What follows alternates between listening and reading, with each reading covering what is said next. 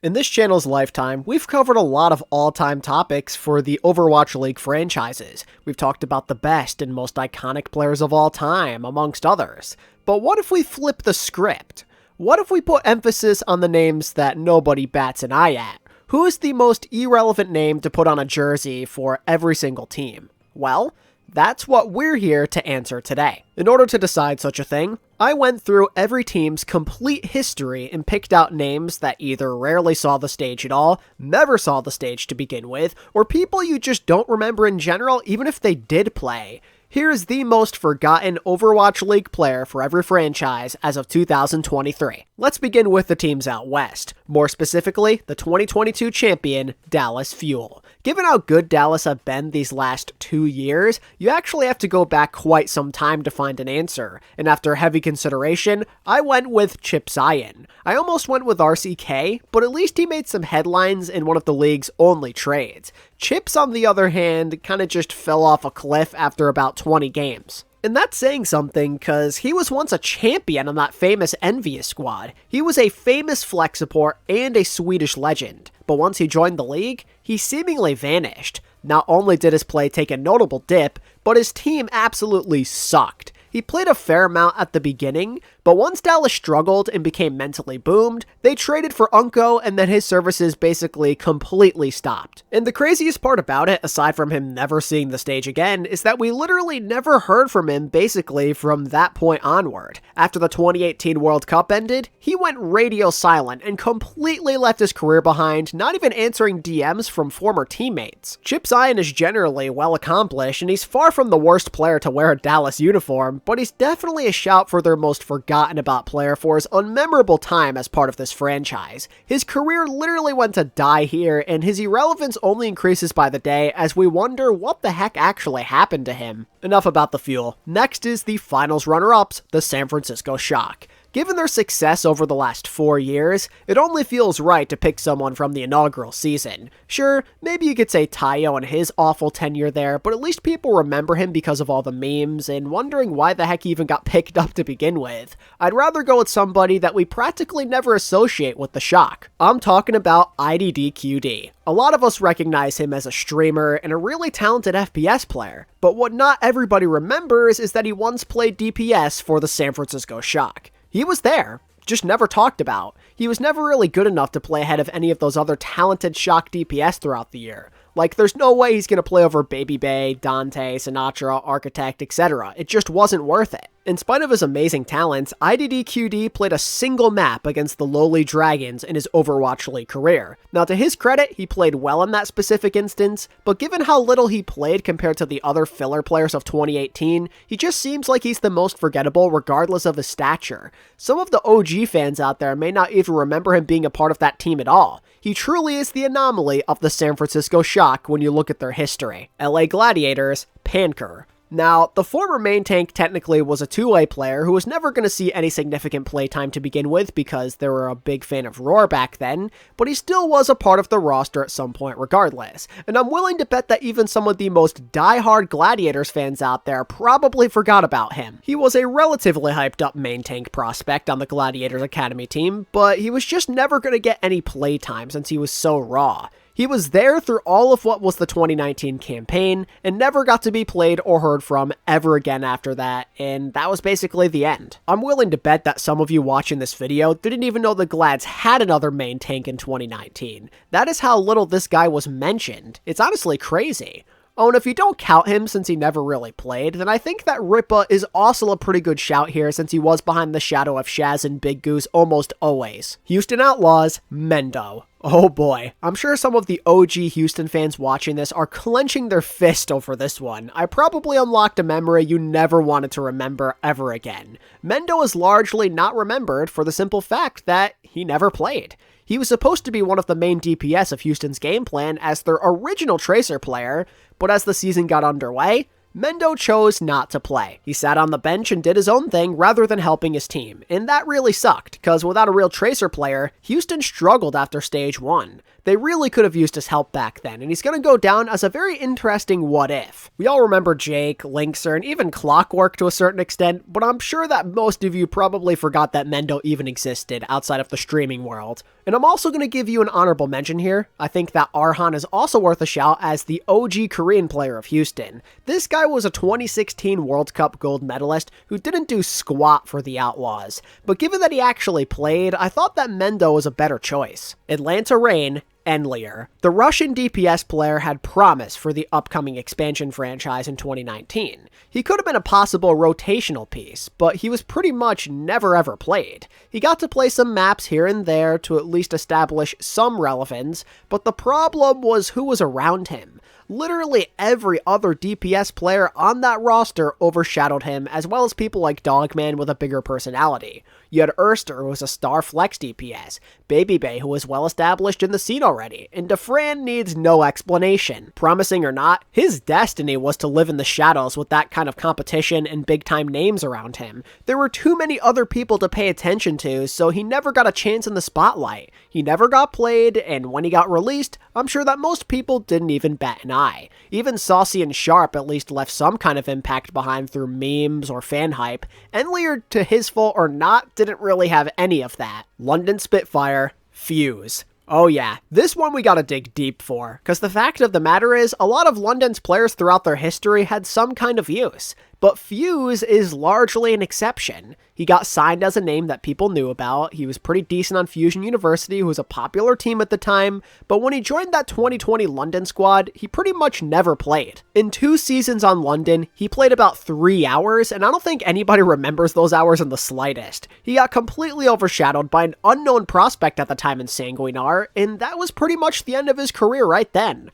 A guy who was there alongside Alarm and Bernard in Korea pretty much got lost to history. I think it's also maybe worth mentioning somebody like Guard or even TC, but TC technically was only on London for like 2 months in 2018, so I find it hard to count something like that, so I decided to go with the safe option instead. Florida Mayhem, DPI. As one of the new recruits in late 2019, DPI was expected to help push this franchise in a better direction. However, his expertise at the time just wasn't useful. He wasn't good enough at D.Va, and his DPS wasn't better than Player or BQB. He didn't synergize with the team a lot at all, and he was generally a low-impact player, so Florida went with his teammate Gargoyle, who largely overshadowed him, and the rest is history. DPI did get a couple of maps to prove himself early on, but didn't really do much. DPI played 2 maps, including an 0-7 performance on D.Va, and after that, his career was toast. His skill set just wasn't enough for Florida. Florida might have had a lot of duds in those first few years, but DPI easily contributes the least, and is even less talked about than somebody like Zappis, who at least was somewhat of a big deal back then. DPI's impact was so minimal that Florida's fans may have forgotten he existed altogether up until watching this video. RIP. Toronto Defiant, Sharik, I don't even remember how to say his name, but if anyone remembers the 2019 Defiant, you'll probably remember just how many iterations they went through, along with a handful of notable players. Even when they did transition to a mixed roster during the summer, they still had fan favorites like Logix, Mangachu, and Gods, and that's not even counting some of their interesting Koreans like I'm 37. Then there's Sharik. Poor guy was practically left to fend for himself on that roster because he lacked that popularity. From the moment he joined until he ended up stepping off, he really didn't do much or get any support. He was a filler player that mostly came in for synergy, and they played him over Yakpung because at the time he wasn't comfortable in a mixed team, and in spite of being a starter, he might be one of the most unmemorable starters in Overwatch League history. He pretty much made no meaningful plays whatsoever, and he wasn't in any sort of memes or discussions. I mean, even a guy like Aztec, who played 1 map for this Defiant team, had more significance because he randomly off-rolled on Zarya. Sharik, though, I mean, he was so far away from the spotlight, and there were so many personalities around him that he had zero chance to shine. Poor guy. And at number 9 is the Washington Justice. Originally, I went with Losic, but that felt very unfair considering that he was literally stuck in visa hell the entire time he was on that team. So instead, I went with former 2019 main support, Hyanu. It's crazy because even before the Justice picked up Arc, he basically was a backup already. 4 maps in a whole season is not much to offer. And if you look at the other members of 2019 as well as rosters of the future, most of those guys either had use or retired mid-season. Hyunwoo didn't have either. He was a third-string main support for crying out loud. With all the wacky decisions, drama, and other personalities throughout this team's history, Hyunwoo very easily gets lost amongst the crowd. Boston Uprising, Snow. With Boston's awful history, you can go in a lot of directions, but when looking back at it, I'd say that Snow encompasses exactly what it means to be long forgotten. He was a part of that eventual 5-man rotation at support for Boston back in 2018, and we even saw him play in the preseason, so there was maybe a chance he could be some sort of contributor. But after his lone preseason appearance, we basically never saw him again. Calyx and Neko took the reins as the starting supports, and Snow rode the bench permanently as the most irrelevant player on the team. Even Avast is more memorable due to his sheer presence within this community. Snow didn't leave much of a legacy at all. You know, I'm pretty sure aside from Avast, he's like the only player who never actually played a regular season game. So by default, I'd argue that Snow is the most forgotten about player in Boston's history, which sucks because Snow is pretty awesome. Pretty sure he left behind Overwatch for nursing, which is absolutely amazing. Lots of respect for him. The Vancouver Titans. This one's a toss-up, but I'm gonna go with Suna. I find Suna to be a good option for the simple reason that he went from being a starter at the new era to a full-time bench player like mere weeks later, and that isn't good because he was already not that popular to begin with. On the initial team, Dalton, Shredlock, and even the backline were more name-brand players. But then he got overshadowed even more by the emergence of KSA, as well as when Shockwave came in and completely took the mantle as the franchise player and benched him permanently. Suna basically became a tracer specialist for the rest of his career after losing his starting job in Vancouver. And that's brutal for poor Suna because Vancouver in 2021 were even worse than what we saw at the end of 2020, but their players all had the benefit of the breadsticks meme to boost their popularity at least. Suna had none of that. He was completely overshadowed by more popular DPS names, and his starting job got ripped away from him. He's just so easy to forget in Vancouver's history. It's not a difficult choice at all here. Next is the NYXL. The easy way out is to say Vulcan, but considering he was in an impossible situation and was there for just 2 months, let's make an exemption here and instead go with Mandu. Oh man, I remember when New York first got him back in the day. It was exciting because he was a solid and aggressive Lucio player on O2 Blast. He could totally help this team be less passive in 2020. Or so we thought. I guess Mandu really wasn't Overwatch League ready, because even when New York really needed his help, they still played Animo because he really was their best option. Mandu was very raw, leading to very few minutes and a lot of unimpressive play in his rookie year. He was just all around not prepared for this kind of jump, and there are a lot of other big names throughout NYXL's history that are just a lot easier to remember than Mandu. So naturally, he gets casted aside in the very famous NYXL lore. Ending North America is the Paris/Vegas Eternal. For them, I'm going with Smex. I love Smex to death for his time in the World Cup, as well as his fun personality, but it's hard to even remember him as part of that 2020 Eternal squad. He was supposed to play until Hanbin turned 18 early on, but illness kept him sidelined indefinitely, and by the time he was fully healthy, it was too late. Hanbin, along with a resurgent Ben Best and No Smite, gave him absolutely zero chance of cracking the rotation. What he brought to the table was of no use on a contender. Paris were so jam-packed with notable stars that it's hard to even think of Smex as a member of that roster or the franchise in general. But if you don't count him for his lack of playtime, I think a good alternative would be Danye from 2019, who did actually play, but was nowhere near as beloved as Soon, Shadowburn, or even Nico. Anyway, as we move into Asia, the Dynasty kick things off. The Dynasty are tough because they mostly just pick up noteworthy names. That's who they are. They're Seoul. They represent all of Korea. But there are exceptions. They do like to take some risk with scouting on some lesser known names from time to time. And of those names who definitely come to mind for me is Hailey, who suffered the fate of being a backup to Ryu Jae-hong in 2019. Now, Seoul did try to apply him in some situations to get him experience, but it was of no use. They just weren't going to win without Jae-hong in the lineup, so Hailey never got any real chance to cement his legacy in Seoul's history. He's forever the backup to Jaehong, whose career went to die on the London Spitfire. Highly showed flashes in his career for sure, but none whatsoever were on Seoul. The other supports and starters were just way more significant, and that continued throughout the rest of time. And if I remember correctly, of all Seoul players, he played the second least, only behind Sabiobi. But everybody knows and loves SBB to the point where you still likely remember him joining Seoul, even if he didn't do anything for them. You just don't get that same trigger with Hylia, you know? And while there are other options potentially, like Gambler and Wakid, at least they tried to make a difference, and Seoul had some sort of plan for them. Hylia was doomed. He had to watch from the sidelines while inevitably getting put in the back of all Seoul fans' heads worldwide. Speaking of guys who never got to do much, that gets me to Guardian of the Shanghai Dragons. Anybody remember Guardian? Anybody remember how he was literally right there to play off-tank for Shanghai, but they preferred literally everything else that wasn't him, whether it be triple DPS or Gaguri, and then they picked up MV later on as another option before releasing him? Now that was a waste of a contract. There were literally no plans for this guy. It's not something that happens often with Shanghai players too, that's the weird thing. Guardian's like this weird exception with only 2 maps of playtime to his name. It's really weird, and I don't quite understand why they signed him. He was a part of that historic turnaround 2019 roster, and yet it really didn't feel like it. It didn't feel like he was present. His name just has no buzz to it. If you asked a diehard Shanghai fan to name every Dragons player ever, I'm willing to bet that at least half of them will either forget about Guardian or have a hard time remembering his name at first. He was like a 4th or even 5th option on a team that had a real off-tank problem. Very bizarre. Philadelphia Fusion / Seoul Infernal, Dayfly. Okay, I think that Joe Meister is also a really good choice here, but he never played and was never really expected to.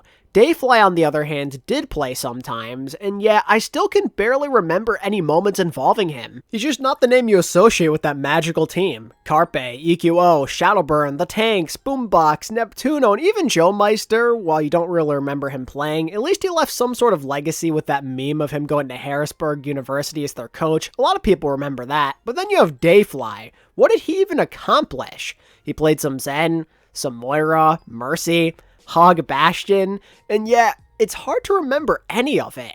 Hoppa overshadows him with that Flex God title for sure, and there's just so many other magical faces that got people into the Philly Fusion at the start. For a guy that actually played a few maps in the playoffs, you'd think that people would remember his name. Hangzhou Spark, Otto. This is a tough choice. Otto is somewhat appreciated thanks to his 2018 Dragons days, but I feel like his career is largely forgotten from 2019 and onward, and that's why I think it's worth giving him a shout for the Spark's most forgotten player. It's the fact that he does have some sort of historic value while still being hard to remember as a Spark player that gives him the honor. We remember him being terrible on the Justice back in the day, and then when the Spark randomly picked him up, it just made no sense. They had so many other good options at the time at the damage role, and there were other more deserving players in free agency as well. And that thought process proved to be justified when Otto played on just 2 occasions for the Spark, while posting some pretty mediocre numbers on Genji and Mei. I'm guessing for a lot of people, they just remember Otto as one of those guys who was a standout on the 0-40 Dragons, or maybe his terrible Brig on the Justice. Maybe. Most fans associate him with historically bad teams. It's a natural conclusion to make, hence why it's very easy to forget what he did because he played on a decent team for once. Guangzhou Charge, Rise. To be honest, him and Only Wish were pretty much hand in hand, but I chose to opt into the guy who never played a single map. I feel like he might be one of the most forgettable names in the history of this league. Aside from never playing, his name just isn't unique, and it's so easy to misplace amongst a team that's pretty unpopular overall. Dude had the pleasure of competing with Shu for playtime as well, so it's even less of a surprise. It's pretty sad though, cause it's not like he was some irrelevant scrub pre-OWL. In fact, he competed in Apex alongside Ark, Hoppa, and Nene. This team made it to the second round of the group stage that season as well. He was an important man and a decent flex support, so to see his name just get lost in the history books like this is pretty wild, but it's the sad truth. The Charge have boasted many fun players throughout the years. Even a lot of their guys riding the bench have been very beloved to this community. And then there's him. He's not famous, he played for an unfamous team, and he doesn't have the random meme map or coaching resume of somebody like OnlyWish. He's on this lone island, so to speak, with nothing ever accomplished. We gotta give our boys some love for that. Never forget Rise, boys. Never forget. Chengdu Hunters, A-Ting. Oh man, remember when everybody thought Chengdu finally had their Winston player in 2020? The man who was supposed to fill in the missing hole in Among's game was, frankly, terrible. He made the team even worse, to the point where they'd rather play Elsa, their off-tank on Winston, as well as Among, who had pretty much no experience. Not only is this extremely embarrassing, but it makes him even less relevant than his counterpart Jachiron from 2019. His style simply didn't work out with the Hunters, and he did get his US visa very late. And while fading into the background, at least he did have a pretty good meme in the community when everybody said that he should just swim across the ocean anytime that Among was struggling. A-Ting got replaced by two people who did the job that he was specifically brought in to do. There's a big difference there. One guy, while irrelevant, was still pretty funny to think about, while the other was just plain terrible and you wanted to get out of your sight. Most Chengdu players throughout history were either fun to watch, had some sort of sentimental value to the viewer, were good for memes, or had some sort of iconic name. Hashtag Gary and Bacon Jack. But A-Ting falls into this weird in-between that makes him amongst one of the easiest players to forget in the history of the Overwatch League. And finally, the number 20 team, the LA Valiant. For them, I have two choices. The first is to go with NVM and Haker, who literally joined this team for the memes. NVM was a retired player for over 2 years and basically only helped on the coaching front, and Haker was there as a fifth option at DPS, just known for his Sombra. And neither one of them played a single second and are just not remembered at all as part of, dare I say, the Valiant's legacy these last 2 years. But that's boring, for the simple fact that these guys weren't even part of the team it felt like anyway. So I'll give you another answer.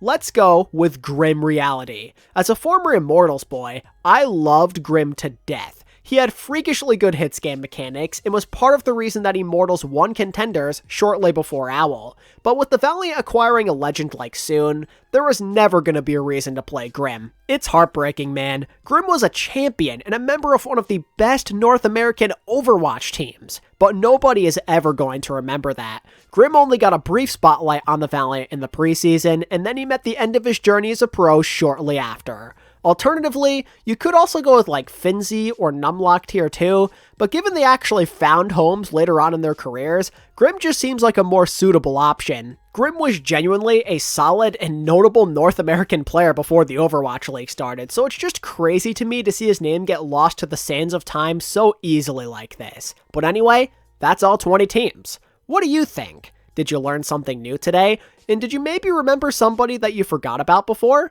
And what other names could I have maybe mentioned? Let me know down in the comments. And if you enjoyed today's video and you want to stay up to date with all of my videos, consider dropping a like and subscribing to the channel. And until next time, this is ATP, signing out. Peace.